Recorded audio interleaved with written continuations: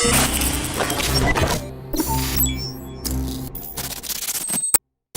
Rexha is here backstage at the AMAs. We got Bear too. Yeah. Bear too. So cute. Hi, Bear. Bear's a girl. Yes, and one of those records being like a country crossover Yeah. that Weird, you've right? been a part of, and you obviously you write the lyrics that you Yeah, of sing course. all the time. Yes. You're one of the few artists that really makes that Yep. pact to themselves. Yep. When you're writing for country and you're writing with Florida Georgia Line, I mean, is your process different? Do you put yourself in a different headset? I was honestly freaked out. Why? Because that was my first country thing ever.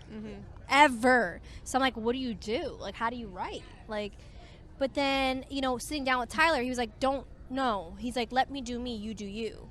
And I think that's what made the song kind of special. And I think the number one thing that I'm hearing my fans say, because I get scared because it's different, is them being like, I didn't expect to like the song. Like my whole band comes from like they played in like church and like in the they're like, in the Baptist churches, and they're like, man, I thought I was gonna hate that song, and that song was the like It's a good so song. yeah, so yeah. What is it? Do you think it's the lyrics? I think it's mixing both genres, but not being too. I think it happened so naturally and not being too try hard. Yeah. And I think it's the lyrics. I think it's the time that we're in and people feeling like I listened to it the other day, like when I was like, oh, I'm so over guys, and then I listened to the song and I'm like, oh my god, I feel better, but like by my own song. I think it's like resonating something deep, in something deeper. It's cutting through in a way that Yeah, I it's think cool. no It's record weird. like this has really ever done. Yeah, I especially like for me, I'm like it's crazy because like all the songs on the iTunes are like all big radio hits already, and we just started, so it's really cool. So You're building.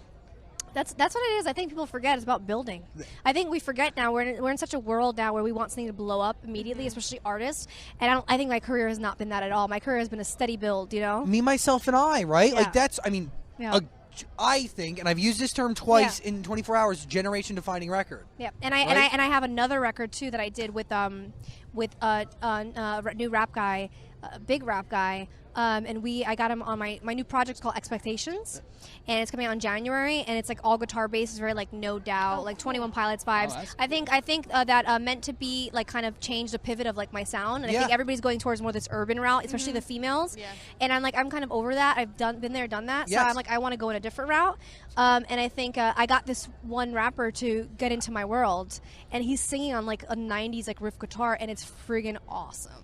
I want to ask who it is, but I can't tell you who it is, but it's very awesome and very big. And it's very like no, it's never been heard like this. It's really cool. And that's a new challenge for you as an artist. Yeah, I think people like now are kind of like I think the thing with my career is like people are like it's this pop country song meant to be like I don't know what it is. I don't know how to take it. It's a little off. If somebody told me like it's a little off brand, but I think that's the thing about me. And I'll say something like I agree. Yeah, I'm not saying that it's not. It is, but I said watch it be the new thing where pop females or pop males are going to start collaborating with country artists. And even the Let Me Go song with Haley was actually a record that they played for me that same day I went in with Florida Georgia Line. I said, you should get Florida Georgia Line on this. Wow. All right. When I think of Bebe Rexha, and I think this is what people need to wrap their minds around, whether it be on the business side or even like the consumer side, you represent culture, and culture is always changing. Yeah. And when you represent pop music is eclectic. There is no one sound to pop music at all. So you are kind of like a musical chameleon. I think my favorite artists of all time were the ones who like kind of always change. I think when you look at somebody like Rihanna, somebody that I like really looked up to, you don't remember like Ponder Replay, and then she put out another song after that, and she put out a whole bunch of songs, and then like I think at a certain, then she put out SOS, and then it was after SOS it was Umbrella, and then it was like it's so much led to now. But on all your fault EPs, like there's a bunch of different sounds on those. Yeah. Every song sounds a little different. Yeah. And I think your sound changes are more drastic than Rihanna's. I mean, so? Yeah, I mean, even Yeah. you describing this new album, that sounds like Yeah, a different territory. Yeah, but it's the one thing about this next EP is that it's all the songs sound like brothers and sisters for the first time. Interesting. So, does the one album tell one cohesive story? Yeah, it's called Expectations, and it's about like my career and about love and like my family and like things that I expect, like growing up, what you expect life to be, and then kind of being let down in certain things, and like learning to like kind of hold your expectations And manage them. Yeah.